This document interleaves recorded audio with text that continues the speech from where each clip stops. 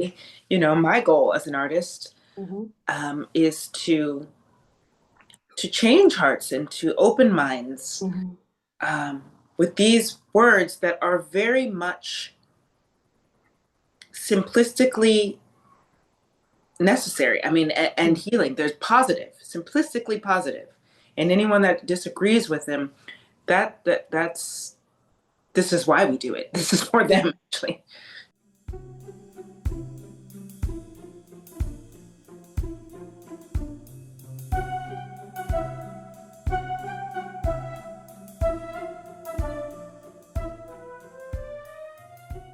I was fortunate enough to interview Karen Slack when she was part of Nashville Symphony premiere of Hannibal Lecumbe's opera, The Jonah People. And Yes. this seems like part of the Nashville Symphony's commitment. It's understated, but it's there and solid. They have a commitment for pieces that deal with social justice and history. So, on behalf of the Middle Tennessee area, not coastal at all, I'm thrilled you'll be a part of the Symphony's upcoming Reflections and Hope program. So, thank you for being here and thank you for being a part of this wonderful upcoming performance. Let's talk a bit about the piece that you'll be premiering. Gramophone uh, describes composer Brian Field's work as having winning melodic flow and harmonic translucency, while Kate Kellaway of The Guardian describes Gorman's poetry as musical. There is a sense of exalted wordplay, sounds as soulmates. Mm. So, as with the ancient griots of Africa, Kellaway emphasizes the need for Gorman's poetry to be heard aloud. This would, of course, suggest that being set to music is a natural path for her work. Is that how you hear this work? Oh, absolutely. I mean, backing up just for a little bit and talking about Amanda Gorman, I feel like her work and she herself is inherently musical. I mean, I will never forget when we first heard her at the inauguration of former President Biden. I just remember her tone and her cadences sounded so melodic and musical, and it grasped me in a way that only music Mhm. had in the past. And I just thought, like, I know I'm listening to poetry, but it feels and it sounds like music. Um, so pairing her words with Brian Field's music is just such a cohesive and natural. Um, it's a natural force, His melodies are really beautiful. I mean, and I sing a lot of new music, works by new composers and living composers, which I love. And I've sung some that are a little bit less melodic. Um, and I'm not saying that's a better or a good or bad thing, but it's really refreshing and nice to um, sing these words to his music that just naturally flow Mhm. um, so seamlessly, and they make a lot of sense. I mean, the way that he composes to her words with the emphasis and the orchestration on certain phrases and words, they just make the music come. They make the poetry come alive in a way that I don't even know. Like, it's not something that I dissect. It just is, and it just makes a lot of sense. So I'm feeling really, really good about this pairing. It's something that I've been wanting to do for a long time. Ever since I heard Amanda Gorman speak, I thought Yeah. I need to somehow sing her words, and Brian's music is just gorgeous.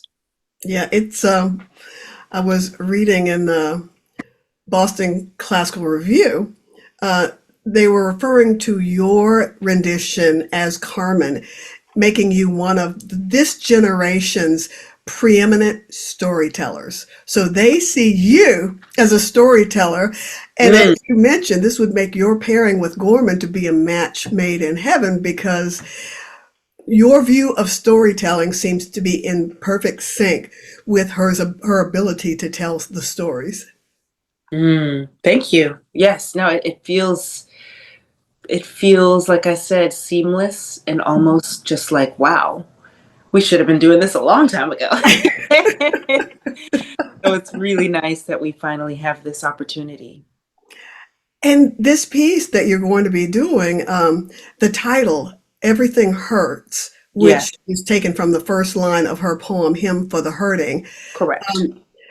it seems to be an iconic representation of our current state of affairs. Mhm. As democracy is imperiled, her work is being suggested for banning in some states, which is amazing to me because it seems that even when she's talking about sorrowful things, there is a joy, a hopefulness in the Absolutely. poetry that I can't understand.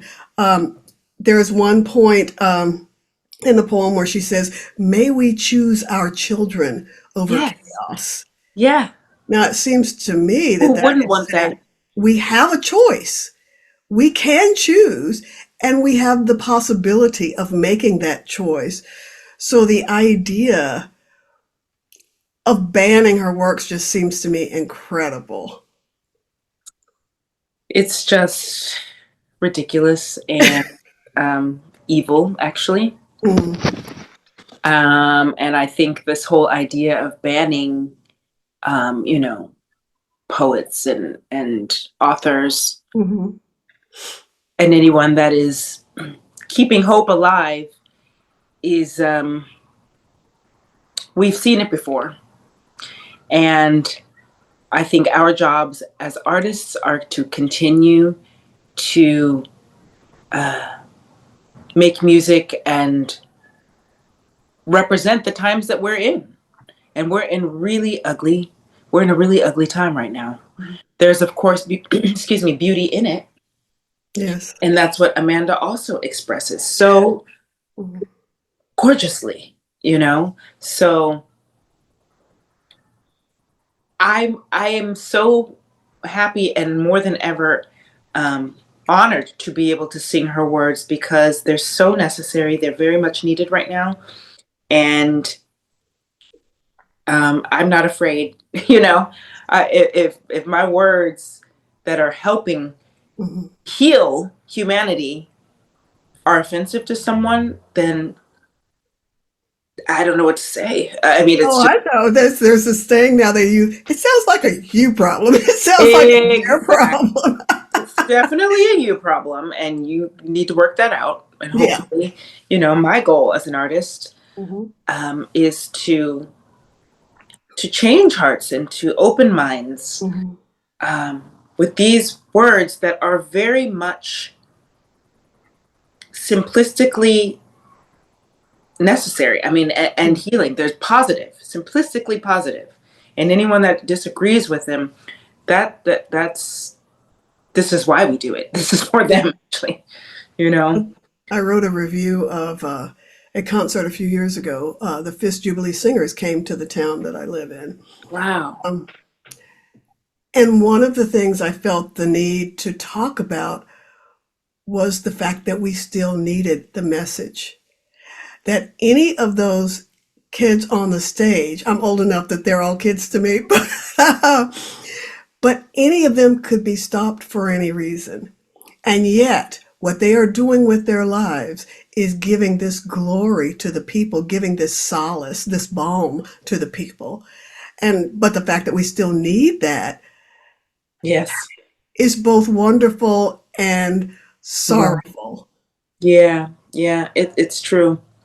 And she has a line in the poem that kind of reminds me of what you're saying. She says, "Thus, while hate cannot be terminated, it can be transformed into a love that lets us live." Yes. So that's what it's all about. I mean, hate has been around from the beginning of time. Unfortunately, it's just it's the nature of humans, you know. And, Um, and she says, may we not just grieve, but give. And I Exactly. think that's so important. And one interesting thing about this work, Everything Hurts, is the proceeds are going to Everytown for Gun Safety, an Yes. advocacy group Hmm. uh, to reduce gun violence in the U.S. And interestingly, last year, for the first time, I reviewed films, and Wow. Oh, the cool. Nashville Film Festival had a premiere of a documentary called The Tennessee 11. Mm. An advocacy group had gotten 11 Tennesseans of really wide points of view, varied points of view on gun violence, put them together in a civil environment so that they could come up with bipartisan bills that could be presented to the Tennessee legislature.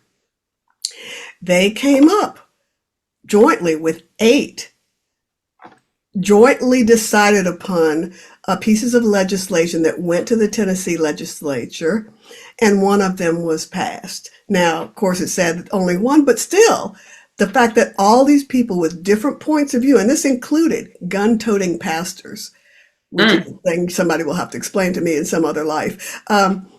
But they did come together and they were able to do this. Now, you've been involved in a number of pieces and events that address American politics, such as Adolphus Hailstock's A Knee on the Neck and the LA Opera's panel on race and inequality, which I believe you chaired. Hmm. There's some questions about this. Why is this direct involvement important to you? Because you could do what others have done, which is just to play your music and not get involved in anything that could be controversial. But it seems like this is something that urges you on in your career. And why is that? Mm. It's a great question. Well, I've always been outspoken ever since I was, a child. But I went to a predominantly white middle school and high school. So I've had experiences growing up that were not favorable, and I had to either sink or swim.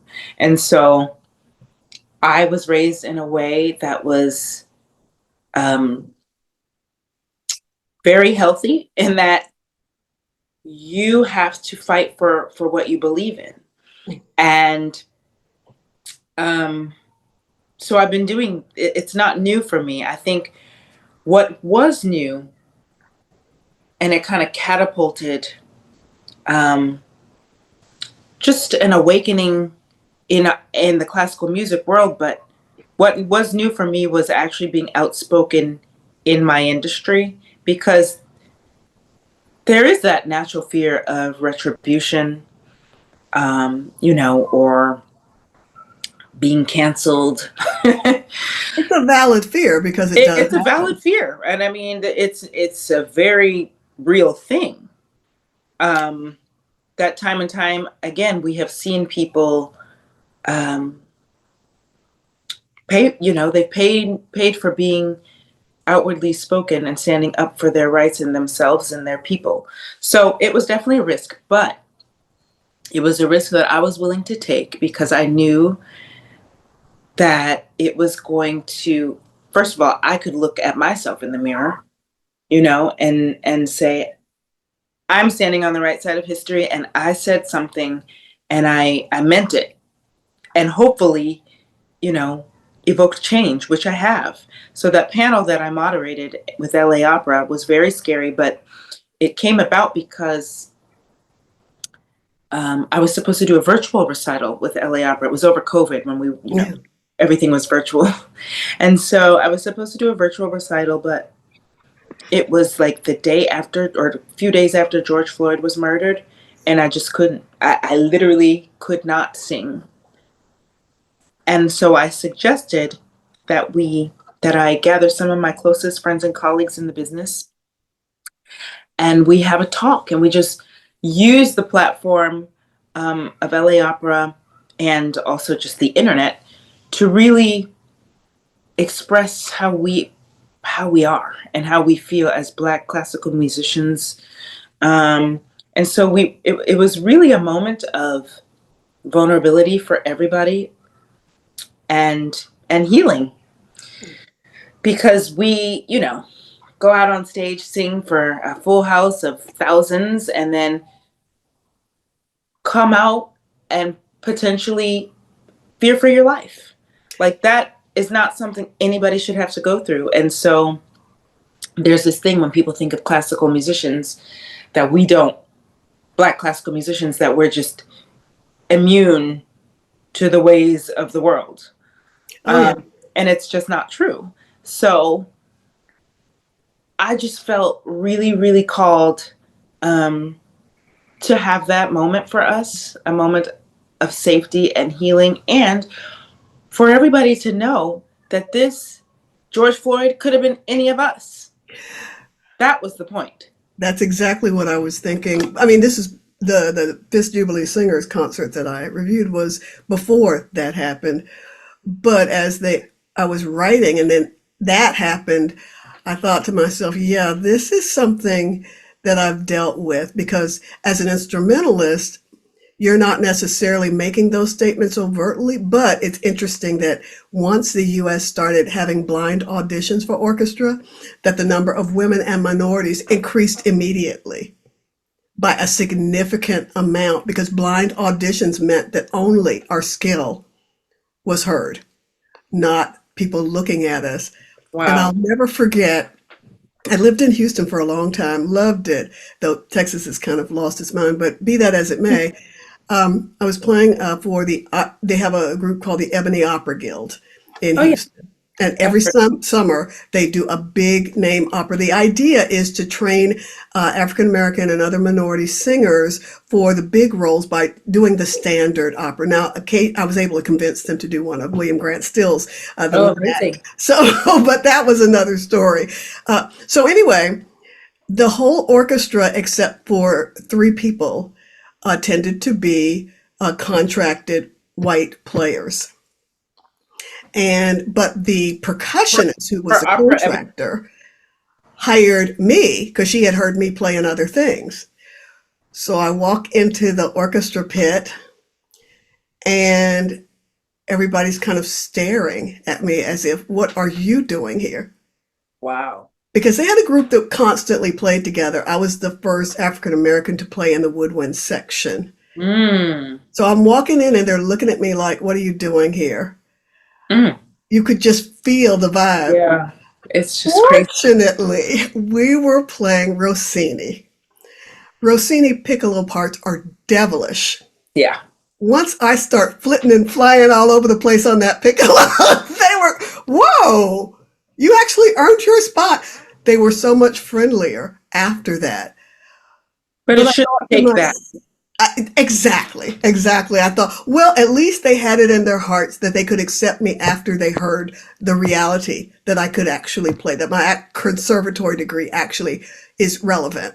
But I also thought I should not have had to have that doubt in the beginning. Exactly. Yeah. So I am really proud. In fact, one of the things I want to share my screen and show a little bit of your performance.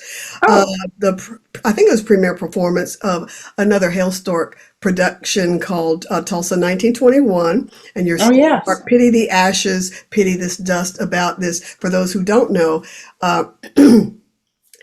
Tulsa, Oklahoma was the home of a thriving Black economic community. They kind of kept themselves to themselves because 1921 was in the Jim Crow era still. They grew businesses. They became more successful than the rest of Tulsa. So a young man was accused of somehow accosting a white woman, and the Black Wall Street, as it was known, was burned to the ground. So Pity the Ashes, Pity This Dust addresses that particular thing. I was also interested that it was performed in 2021, which is 100 years after the 1921 where this happened. So it just kind of was heartbreaking. And, that was one tragic event that was then being acknowledged during another tragic event. So I'm going to play a little bit of that and we'll discuss it on the other side. Uh,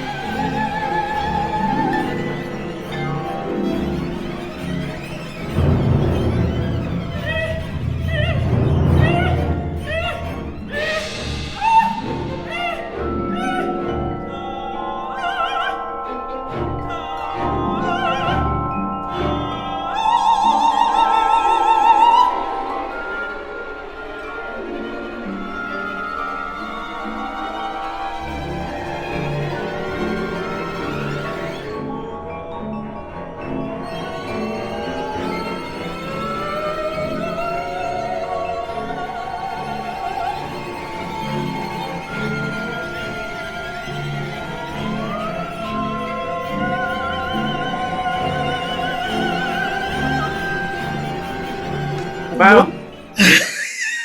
one, I remember this now. one reason I wanted to show that is because when you did an interview in your home state, Washington, on the show called Unmute the Voices, Yes. you mentioned the fact that sometimes you really relate to the fact that Beyonce channels this alter ego, Sasha Fierce, and Hmm. in that clip, I saw you transforming into this alter ego. Yeah, that was definitely, I mean, a moment where I was tapping into my ancestors. I remember that. I was like kind of out of my body. Oh Yeah. yeah. I mean, Just I think that one of the things I think is happening, and one I think example of progress, is that it seems to me that you are following in the footsteps of singers like Paul Robeson, like Marian Anderson, like even Vera Little, who spent most of her career in Europe, and that you are presenting the voice of people on the concert stage. But as they kind of they brought this music, this emotion, this voice to a wider community, they basically had to stand still. You are able to use your body in a more African way to mm, embody the mm. spirit that you are presenting in the music. Do you feel like that assessment is accurate? Definitely. I mean, I think those that came before me, they felt they couldn't, either they felt they couldn't or they couldn't. And so I think the goal with each generation is to break barriers. And for me, I mean, I'm just a very physical person. I was an athlete, but also as a Black person, I feel like Black people around the world, we use our bodies and we feel very deeply physically. We dance, we emote in a physical way. Church, we dance, we clap. And so I am just not holding back, like with whatever I feel. Um, and I think also I'm doing it naturally. That's what happens. But also I think it's, as an audience member, it also breaks kind of that wall, you Mhm, know? mhm. Um, and it's also like when I'm performing, I'm not just a singer. Like I'm a full human being and I move. And so I don't feel, sometimes there are moments where I do want to just be still, but Yeah, it's not because I feel like I have to. It's yeah. just because it's like you know, how I am embodying that moment in music or whatever. But yeah, I would say that I definitely do move more, and it's because I can. And I do. And I am just being like my full self on stage. I'm often reminded of Motown. Um, Motown, in order to cross over to a broader audience, the performers, especially the women, were asked to tamp it down, tone it back. If you look at Mm, the Supremes, they hardly move. And yeah. that was purposeful, intentional. But we get to the next genre of music that follows, funk. People can go wild. That people can get on stage dressed in diapers. They can come down from the mothership in Parliament Funkadelic. And it seems like you're kind of adding the funk to the I classical love arena, that. saying, yeah, I don't have to do I that. I am. don't have to hold back. I can be who I need to be in my individual body, not aping anybody, not imitating anybody, but being No, who I am. That's also absolutely. following, I think, in a very positive tradition in opera, rather than the old days when the singers would sing, stand up, sing, move over, sing Pagliacci, step over this way, stand still, sing. Now you have to incorporate the whole theatricality of Oh opera. my I think gosh, that's so yes. healthy. It is. It's so healthy and it's also so interesting. It just makes the story come alive. I mean, we are singing actors and actresses. So that was a tradition to just stand and sing. I mean, of course, I will admit it is easier Of course. to stand and sing. It's just like, oh, my voice is really happy when I can just like plant my feet and sing. But um, I really love that we, the stage is, I mean, it's theater. So like I love the fact that movement has been incorporated and it's actually required. I mean, when I sing Carmen, I'm like, oh, this is a workout. So, but it makes sense. I mean, Carmen, she wasn't standing still, maybe sometimes, but she'd be here over there and 1 minute and the next minute she'd be over there. You couldn't catch her. That was her whole point. She's free like a bird. So, um, yeah, it's very, there's a lot of movement with the opera. So, Well, I think it's particularly important that with Carmen, um, because she is, and this is what was controversial about her in the first place, very sensual. yes. So if you cannot use your body, then you're missing Yeah, out on Bizet's intention. exactly. Completely agree. Well, one of the things I wanted to ask, I asked this for Karen Slack. I usually am interviewing dancers or instrumentalists, so I have some set questions I always ask singers. Um, with respect to a national career, what advice do you have for aspiring singers or musicians in any kind dealing with this medium? Mm. Oh, yeah. I mean, I think the first piece of advice I have for aspiring musicians in classical music is knowing that what you have to say as an artist, with whatever instrument, your voice, cello, piano, is worthy of being said and worthy of being heard. A lot of times, when we're studying and we're young and we're ambitious, we listen to others that have done it, that have come before us, for purposes of studying or, just like really admiring someone. And that's great. But to know that, you know, we already have a Denise Graves and a Leontine Price, and they are amazing. Me, Janae Bridges, I have my own voice that is also informed by those who admire and honor that have come before me. Um, but that's the first step, just like trusting yourself and your instrument and what you have to communicate as a musician and a person. Um, so there's that. I would also say that practicing is really important. Yes. It is. And I go through phases where I'm just like on the practice train and then I get a little lazy and I'm like, no, but the music's not going to learn itself. And this voice is going to continue to change and I have to keep up with it. So practicing is essential. Practice, practice, practice. Yeah, that's one of the interesting things. I think you mentioned in another interview how, unlike some people like gymnasts whose career ends, or ballet dancers who end at a certain very specific point in their lives, Mhm. the length of an operatic career can be so extended that you do have to keep Absolutely. evolving. Yeah, I mean, an opera singer's prime isn't until their mid 40s, Mhm. 50s. And so it's actually really nice in that um, you have something to look forward to, and the journey continues, but it's also like you have to stay Mhm. disciplined. Um, It's also nice to have a couple of Grammys encouraging you to keep going. well, that's very nice. That is definitely very nice. Well deserved Grammys, by the way. But yeah. Thank you. Hopefully there'll be a third coming soon. Um, yes, but so there's that as well, and surrounding yourself with people, either your peers, mentors, that um, not necessarily that are in music, but are that have goals and are also like striving for greatness. I think you really are the company you keep.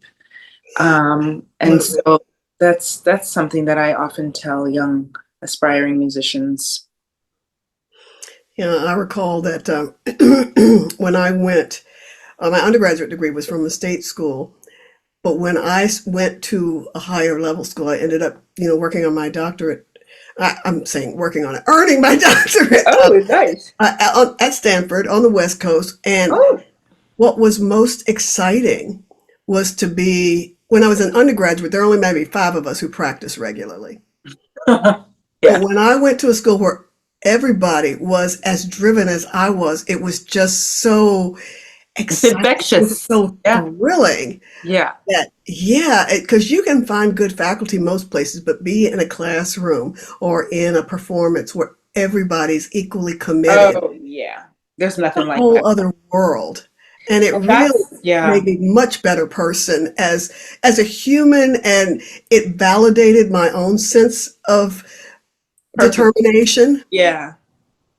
That's beautiful. Yeah. I mean, I can also identify with that because when I was a student at Curtis Institute in Philadelphia, I Mhm. mean, nobody was not practicing. You don't get to Curtis by not practicing. And once you're there, it's like, oh, I'm here. I gotta like really, lock in. And so it really does make a difference, it does. So those are some pieces of advice that I would definitely give. Yeah. And to remember, music, the career is not always easy. There are there are a lot of ups and downs. So like always remembering why you're doing this. Oh, yes. And for me, it's the love of music. I mean, it's the love of music, and it's also I've been given this gift, and it's my duty. Like I feel like it's my Yeah. duty to to honor this God-given gift by working hard Mhm. and um, also opening up doors to the Yeah. next generations, to people that look like me. Mhm. Um, it's my duty. I read an interview once. No, I saw a video of an interview once with Janet Jackson. Now, everybody knows she works hard. Oh yeah. But in that interview, what fascinated me, which matches what you're saying, is that she did a video with her brother, Michael. Mm. They had not done anything before together. Wow. She said she had never even conceived of the work level that he did. And she learned from working with him and completely changed her own um, attitude and practice habits because she saw something better and she Mm. wanted to be that. And she became much more active in her own videos after having worked with her brother. Mm. So I Wow. think this idea of you are who you surround yourself with, regardless of the genre of music, is just Absolutely. thrilling. Uh, After this wonderful performance in Nashville, that I'm already predicting is wonderful, Mhm. what comes next? What are you up to next? Oh, well, a few things. I actually have a recital in New York on the 29th of October. Yes, at the Morgan Library, Mhm. which, by the way, the Morgan Library has a very interesting background and history to it. Yes. That involves a Black woman, Hmm. Belle Costa Green. But anyways, and then after that, I'm making my Spanish debut, singing Carmen in Madrid. I saw that. I was Teatro so Real. excited. So excited about that. Oh, It's I can't wait. perfect. It's perfect for you. I've been to Spain. I spent a Oh, semester in Barcelona, actually, doing some research there. And I just thought, wow. So when I heard you were doing that, I was just absolutely thrilled. It's the perfect venue, perfect person, perfect opera. Just if I had tons of money, I'd be flying over there. oh, I wish you could. So yeah, I'm very excited about that. And then I'm singing a concert in Portugal, Lisbon, directly after that, all French repertoire. And then I'll be back in the States singing in San Diego, a new piece called Cotton. Um, I don't know about that piece. Who's the composer? Damien Jeter, who's a part of the Blacknificent Seven, but he's his own entity, Damien Jeter. Really amazing piece. Alongside my friend and colleague, Justin Austin. Mhm. And then I'll be going to DC to sing an opera which is based off of the book or the play. I can't remember which one came first, but The Crucible. Ah, yes. So that will be very interesting and very timely. Absolutely, far too timely. You mentioned in one interview that you did that one of the things you're looking toward as you grow as a singer is being more conversant in the languages that you're singing. When are you going to be singing in Spanish? Oh, I just did. I sing in Spanish all the time. So I sang in Mexico City Great. past summer the Neruda songs, Mhm. songs based off of his poetry, Pablo Neruda, and that was amazing. To sing Spanish in Mexico, I was nervous, Yes. but they all came up to me afterwards speaking Spanish, and I was like, "Whoo, that means that you think that I'm a native Spanish speaker," which is great. Yeah. So, but I did that. I sang El Nino, which is a John Adams opera. We did that at the Met. That was all Spanish. I I don't have anything on the horizon right now, but I love singing in Spanish. It's such a musical language. I saw Daniel Catan's opera Florencia en las Amazonas. Oh yeah. Saw it twice in Houston, and that I mean serious opera money I was spending as an instrumentalist, but it was so beautiful. It's And a beautiful opera. sadly, that was the first time I realized how beautifully Spanish sets for opera. It Oh just my gosh. sounds fabulous. And I Yeah. should have known because I studied Italian, but Similar. Yeah, yeah, yeah. it had just never crossed my mind. It was so gorgeous to hear sung, and that has really engaged me to seek out more Spanish language Mm. pieces. So that's why I asked about Spanish in particular, because Ah. now I'm kind of on a Well, I have to thing. let you know the next time I'm singing in Spanish, but oh, I love the language. Yeah. It's fabulous. So, one last question. If you had a dream gig that you could do, what would that possibly be? Wow. I asked a ballet choreographer once, a dancer choreographer in Nashville Ballet once, and she said she wanted to dance to Dolly Parton songs. And it was fat because Dolly lives here. And Oh, so that's true. that could happen. That could Very actually, well happen. A dream gig for me? Wow. It would definitely be interdisciplinary. Like I would love to sing alongside Misty Copeland dancing. yes. Oh, yes. Yeah, Misty, and then also with Stevie Wonder playing. Like he's just my all-time. He's Yeah, my I all-time. wrote a piece about Misty Copeland Oh and wow. about her and comparing her to um, a woman on, her name is Serena. She's on YouTube, and she's interested in vintage clothing, and she makes vintage clothing. She uses a vintage kitchen appliances, And she's about one of 2% of Black women who do this kind of thing. Mrs. Hmm. Copeland is one of about 2% of Black ballet dancers, especially at the prima level. Yeah. And I, as a university professor, was one of 2% of the university professors who were African American. Wow. So I was kind of interested in that we all kind of shared that 2%, Mm. and yet are kind of making our own contributions.